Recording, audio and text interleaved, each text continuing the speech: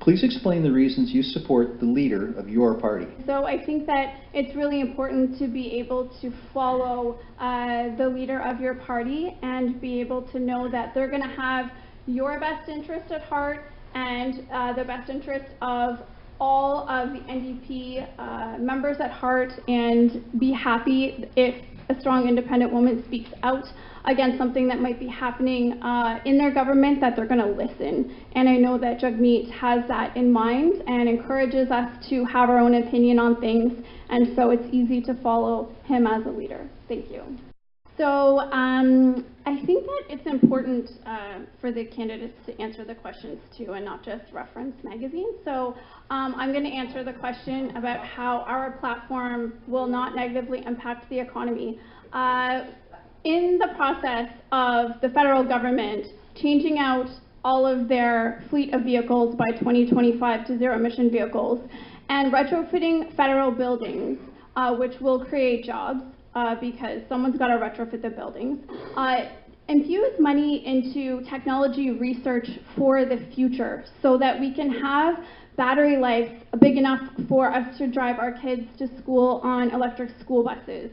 Someone has to create that technology. We're going to create 300,000 jobs in our platform while reducing the impact on the environment at the same time. So I don't know how that would be not credible. It is credible, and it is very possible to have that happen, because with new technologies come new jobs, and with retrofits come jobs for working class people. We are also going to offer to municipalities assistance to finish retrofitting a lot of social housing. It's already happened, it's already started in Ottawa. If you drive around and you see social housing, a lot of them already have solar power on their roofs. The municipalities are willing, and we are willing to offer them some assistance to have it happen faster. We'll create more jobs. We're going to stop the subsidies to big oil companies, and we're going to tax anyone who is worth over $20 million.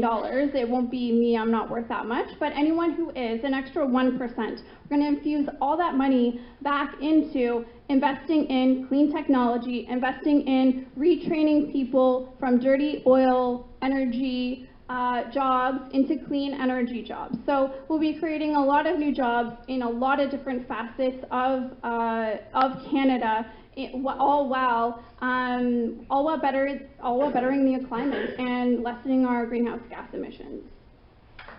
So this question is, how will your party prepare communities in Canada for severe weather events which are happening more frequently, and what will you do to ensure those communities' recovery?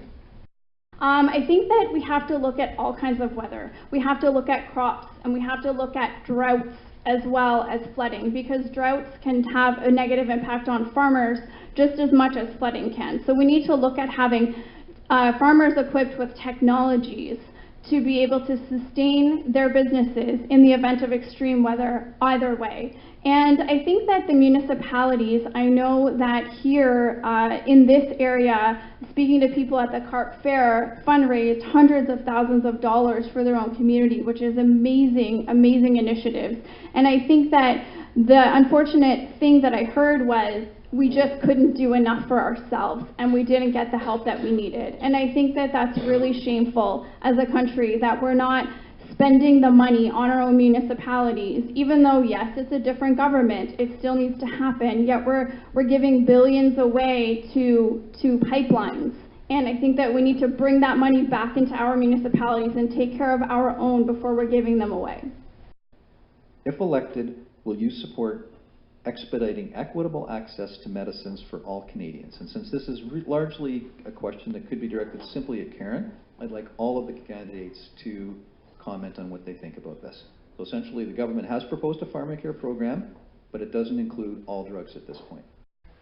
Yeah, I think working in the hospital, we see this, I see this very regularly, where if we have a patient in a lab sample and we do what kind of medications will treat or help with whatever this specific patient has, and you come up with a panel of medications that will work.